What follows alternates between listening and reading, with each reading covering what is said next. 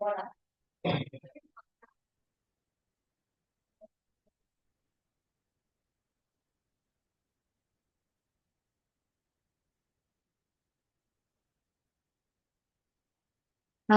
semuanya, perkenalkan nama saya Tasya Pila Marbun dengan NIM 11S23042 dari Prodi Satu Informatika.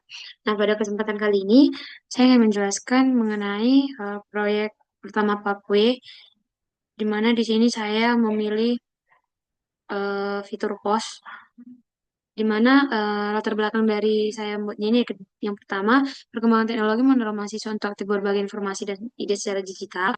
Banyak platform bebas yang kompleks dan kurang fokus pada kebutuhan sederhana berbagi dan berdiskusi. Dibutuhkan aplikasi sederhana untuk yang ringan dan memungkinkan kita untuk membuat postingan, like, mengkomen dan terhubung untuk komunitas di kampus. Nah, yang kemudian ada pun beberapa tujuan dari dibuatnya proyek ini yaitu untuk membangun platform sederhana, yaitu menggunakan berbasis React.js untuk berbagai postingan, menyediakan sistem autentikasi, menyediakan fitur create, read, update, delete, terus menambahkan fitur like, comment yang interaktif, lalu mengembangkan tampilan modern dan responsif. Lalu, nah, pada pada fitur yang saya pilih, di sini diminta ada beberapa output yang harus ada di proyek saya. Itu proyek post di mana diminta untuk supaya bisa menambahkan postingan baru, mengganti cover post, mengupdate post, melihat semua postingan post, melihat detail post, ngedelete, nge-like, komen sama ngedelete komen. Nah, untuk lebih jelasnya kita akan masuk ke langsung ke kodenya. Nah, ini adalah kode dari proyek saya itu proyek POS, di mana di sini ada beberapa source code-nya, ada komponen, page, service, di sini di service ini di situ API client-nya, kemudian langsung kita run saja supaya melihat langsung dari hasilnya.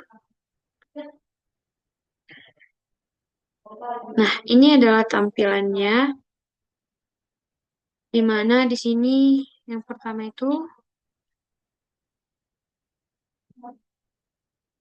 Nah, pertama itu diberikan tampilan login dan daftar. Nah, kalau misalnya kita belum punya akun, kita daftar dulu dari sini. Contohnya,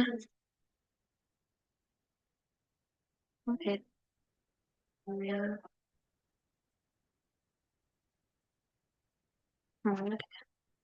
Nah, kalau misalnya berhasil, akan diberikan output bahwasanya si registrasinya berhasil. Lalu, kita masuklah lagi ke fitur loginnya.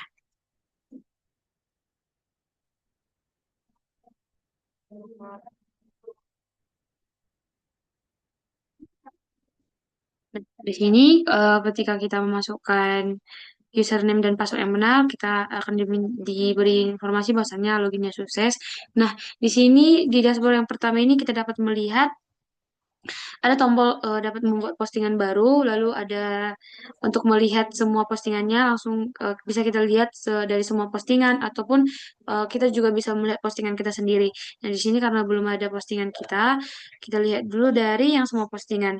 Nah, di semua postingan ini kita juga bisa mencari untuk mempercepat kita dalam mencari postingan orang lain. Di sini kita bisa langsung mengetik postingan atau penulisnya. Contohnya kita cari untuk nama Nia. Nah, di sini langsung diberikan eh, postingan dari si nama yang kita cari. Di sini harus ada juga fitur like dan komennya. Contohnya kita komen pada postingan Nia, ya, hai. Nah, kalau misalnya berhasil, bakal ada output bahwasannya komentarnya itu berhasil ditambahkan ke postingan. Nah, kalau kita ingin menghapus, kita hapus komentar, lalu akan dipastikan apakah kita ingin menghapus atau tidak.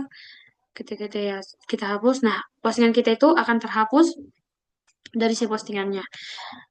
Kemudian kita bergerak ke postingan sendiri. Nah, di sini kita buat postingan pertama kita. Contohnya kita masukkan yang ini, kita masukkan covernya, lalu kita berikan deskripsinya. Ya,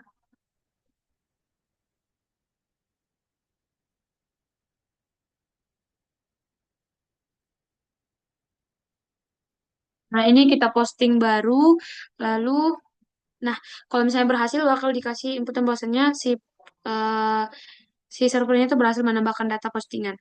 Kita lihat di sini udah ada postingannya. Nah, di sini kita nggak bisa nge-like postingan kita sendiri dan bahkan mengkomen postingan kita sendiri. Di bawah ada jumlah berapa postingan kita, berapa total like kita, dan berapa total komentar kita. Di sini juga kita harus bisa mengganti covernya. Contohnya kita ganti cover dulu. Kita ganti jadi foto yang ini. Lalu kita ubah cover dan outputnya itu harus memberitahukan bahwasannya covernya berhasil diganti. Nah, kalau misalnya cuma kita pengen ganti deskripsi,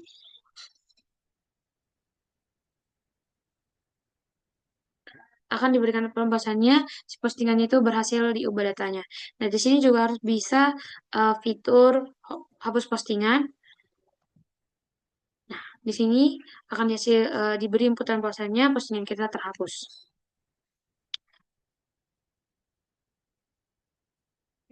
Nah, di sini juga ada fitur about, di mana fitur about ini akan menyesuaikan kepada siapa-siapa aja yang login. Misalnya, kalau misalnya nanti yang login atas nama Lina, nanti otomatis di about-nya ini akan diupdate juga atas nama yang login dari yang pertama.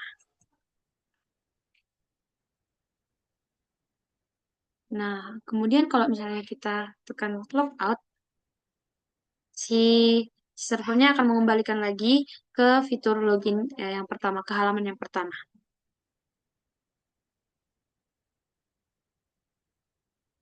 Jadi, eh, kesimpulan dari proyek kali ini yaitu dari proyek ini berhasil dikembangkan sebagai aplikasi berbasis web yang memungkinkan pengguna untuk membuat, membagikan, dan berinteraksi melalui postingan. Nah, melalui si proyek ini, pengembangnya mampu memahami dan menerapkan berbagai konsep penting dalam pengembangan web modern seperti RxJS, manajemen state, autentikasi token, serta komunikasi dengan REST API secara nyata. Jadi, desain aplikasi ini yang mengusung tema soft pastel ini memberikan pengalaman antarmuka yang nyaman dan modern bagi pengguna, serta keseluruhan proyek ini menjadi langkah awal yang baik dalam pengembangan aplikasi sosial berskala lebih besar, serta menjadi wadah pembelajaran yang berharga dalam penerapan teknologi front-end dan integrasi API. Jadi demikian pemaparan yang bisa saya paparkan dari proyek kali ini. Jika ada kekurangan, saya harap Bapak dapat memberikan feedbacknya. Terima kasih.